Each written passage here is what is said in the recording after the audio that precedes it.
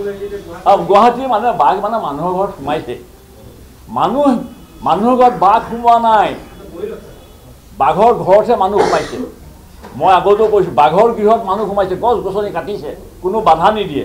বাঘ মানুহৰ ঘৰত সোমোৱা নাই এইটো এটা মিছা কথা বাঘৰ গৃহতহে মানুহ সোমাইছে যাৰ কাৰণে বাঘবোৰ আহিছে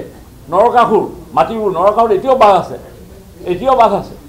আৰু সেইকাৰণে সি ধৰ বাঘটো তাৰ পৰা ওলাই আহিছে নৰকাসুৰ পাহাৰৰ সেই টিলাটো হস্পিটেলৰ সেইফালে এতিয়া সেইবা আৰ্মি মেডিকেল কোনোবা আৰ্মিক দিছে 40 বিঘা মাটি লেডিজ ক্লাবক দিছে সেইটো দিব নালাগে সেইটো সেই নৰকাসুৰ পাহাৰত সেইটো বাঘৰ এটা থকা এডোখৰ স্থান